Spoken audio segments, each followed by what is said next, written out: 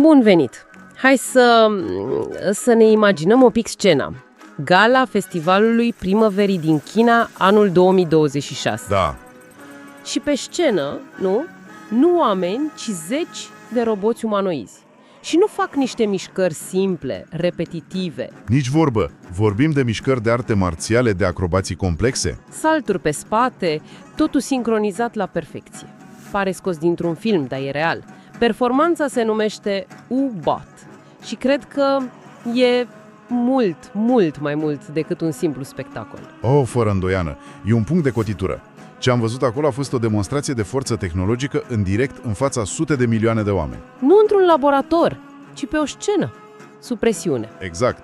A fost, cred eu, momentul în care robotica umanoidă a ieșit din sfera prototipurilor de milioane de dolari și a intrat în, hai să-i spunem, era producției de masă. Unii chiar l-au numit momentul iPhone pentru inteligența artificială corporală. Și exact în centrul acestui moment se află un nume, robotul Uni-3 G1. Așa că misiunea noastră de azi e simplă, dar și complexă. Să înțelegem cum naiba e posibil așa ceva. Corect. Cum poate un robot care costă, din ce știm, în jur de $16.000 să facă lucruri pe care abia le vedeam la prototipuri de laborator? Păi exact asta o să facem. O să privim dincolo de spectacol și o să analizăm ingineria. De la designul mecanic până la creierul din spatele lui. Da, La motoare, la software-ul care permite unui roi întreg să se miște ca un singur organism și, poate cel mai important, la modelul de producție care face totul posibil și accesibil. perfect. Hai să începem cu scheletul, cu structura. Când te uiți la un robot umanoid, vezi brațe, picioare, dar sursele noastre insistă pe un detaliu care pare banal, dar e descris ca fiind esențial: talia robotului. Așa este. Mai exact, la modelul Edu, cel capabil de acrobații. Ce poate fi atât de special la o talie? Păi, la prima vedere pare un detaliu minor, știi? Majoritatea roboților au o talie care se rotește stânga-dreapta. Inginerii spun mișcare de iou. Ok, Dar modelul G1 Edu adaugă încă două direcții de mișcare.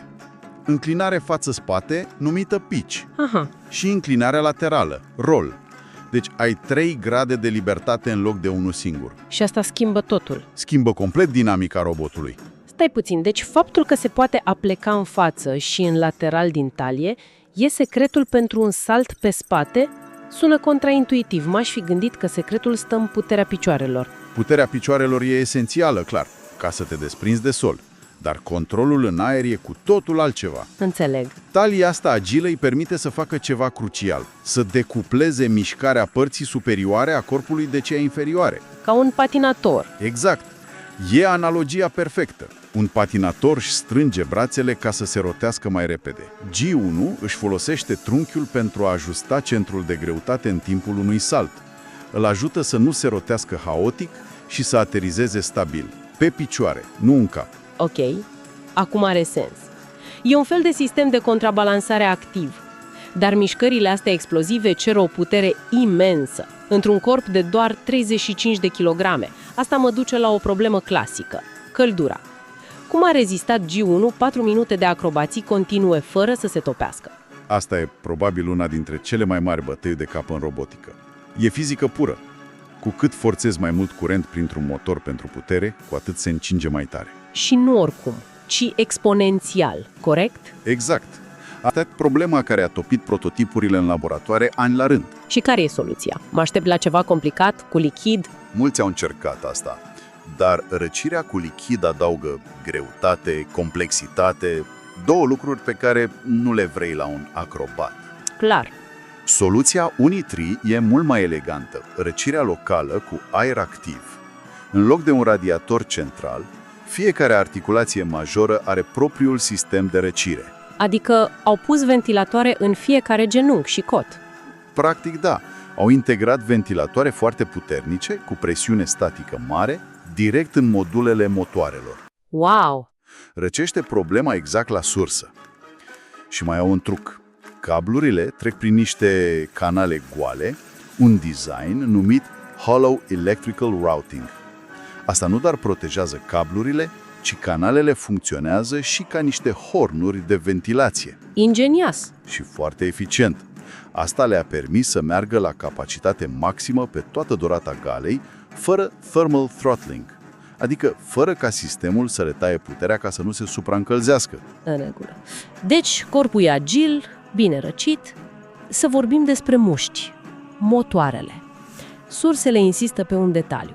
Motoare sincrone cu magneți permanenți, cu rotor intern sau PMSM. De ce contează dacă rotorul e intern sau extern? Păi contează enorm. Definește compromisul pe care l-au făcut. Mulți competitori folosesc motoare cu rotor extern. Sunt grozave pentru cuplu, pentru forță brută. Dar au o problemă. Inerție mare. Rotorul fiind mare și în exterior, e ca o roată grea. Îi ia timp să pornească și timp să se oprească. Ceea ce înseamnă că un motor cu rotor intern, având o inerție mai mică, poate accelera, decelera și schimba direcția mult mai repede. Iar pentru un picior de umanoid, care trebuie să reacționeze instantaneu la contactul cu solul, viteza de răspuns e mai importantă decât forța brută.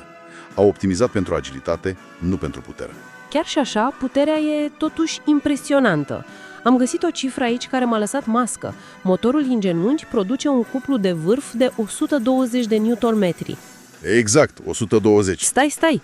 120? Într-o articulație de mărimea unui grapefruit? Cred că mașina mea veche abia avea atâta forță în tot motorul. E o cifră colosală. E posibilă printr-o inginerie excepțională a materialelor și, din nou, prin acel sistem de răcire care îi permite să atingă vârfurile astea de putere. Și combinația asta de putere și viteză ne duce La una dintre cele mai spectaculoase manevre de la gală. Rotația Airflare. 7 rotații și jumătate continue, sprijinit într-o singură mână. Fizice se întâmplă număr și încheietură în timpul mișcării alea. Stresul trebuie să fie uriaș. Este colosal. Pe măsură ce se rotește, forța centripetă, cea care practic încearcă să-i smulgă brațul din număr, crește cu pătratul vitezei. Deci forțele sunt imense. Exact.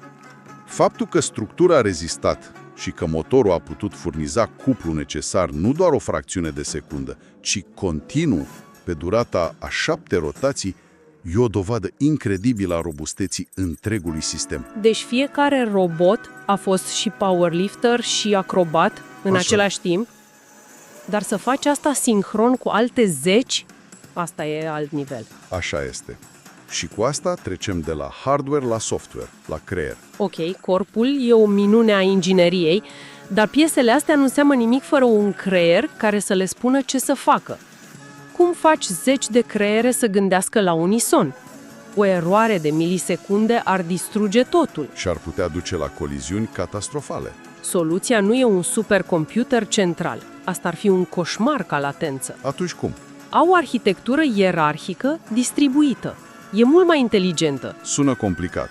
În termeni simpli. Cel mai ușor e să te gândești la o orchestră simfonică. O orchestră, ok? Ai un dirijor, acesta e coordonatorul central.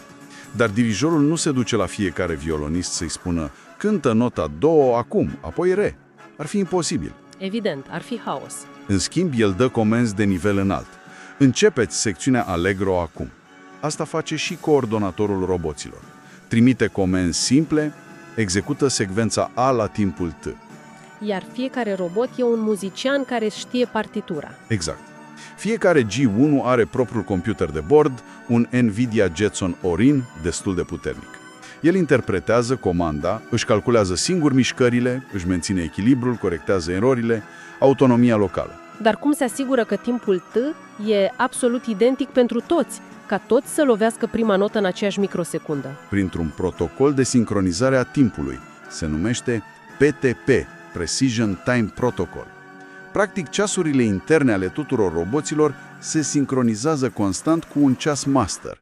Asta garantează precizia. Asta e despre creierul colectiv, dar cel individual. Aici intră în scenă UniFoLM, corect? Da, UniFoLM e motorul cognitiv și e împărțit în două. Prima parte e UniFoLM WMA, de la World Model Action. Cel mai bun mod de a-l descrie ca un fel de imaginație fizică. O imaginație fizică, adică poate visa? Într-un fel, da. E ca și cum, înainte să sare o baltă, mintea ta rulează o simulare super rapidă. Ajung dincolo sau nu? Ok. Robotul face la fel. Înainte de un salt pe spate, modelul său intern poate halucina sau simula traiectoria. Dacă simularea prezice un eșec, ajustează planul înainte ca mișcarea fizică să înceapă. Reduce decalajul dintre simulare și realitate. Exact. Iar a doua parte e uniformele VELA. Vision, Language, Action. Adică viziune, limbaj, acțiune. Acesta e traducătorul. Conectează conceptele umane, cum sunt limbajul și imaginile, cu acțiunile fizice.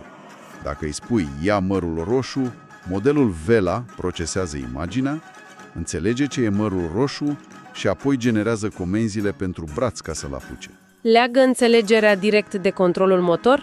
Corect. Și când credeam că am auzit totul, ajungem la partea care sună de dreptul la science fiction. Felul în care sunt construiți.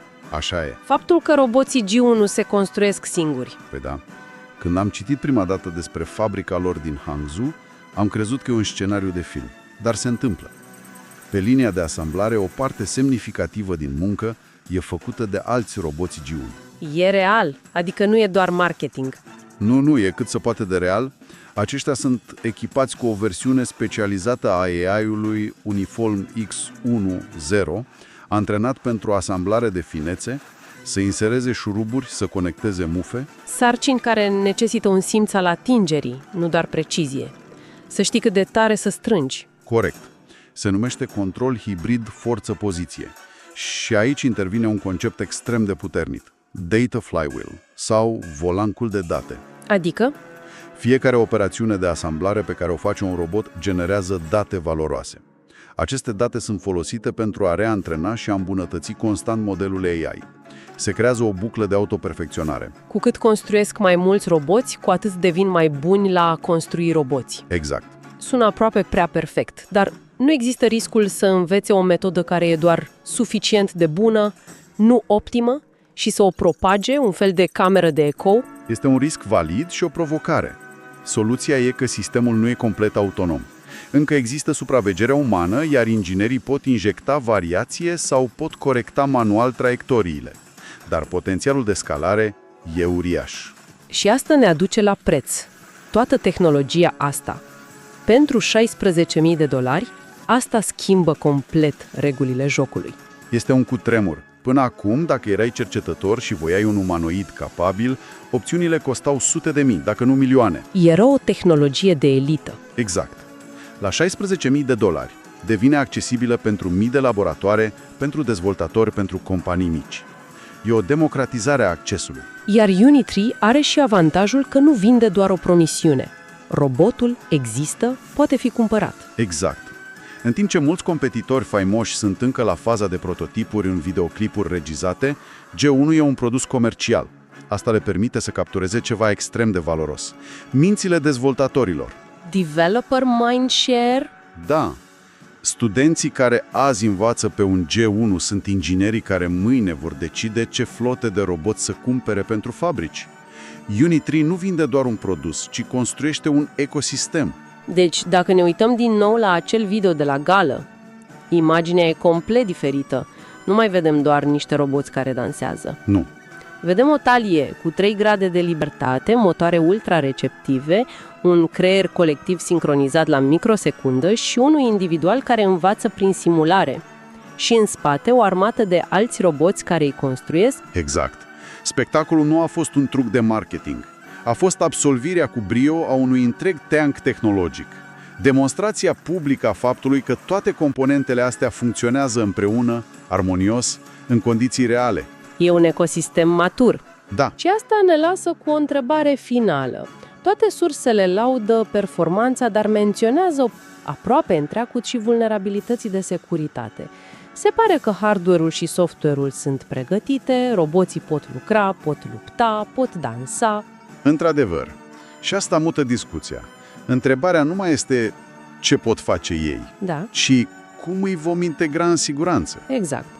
Când o flotă întreagă poate fi controlată centralizat cu atâta precizie pentru un spectacol, ce anume împiedică pe cineva să preia controlul ăla în scopuri mai puțin benigne?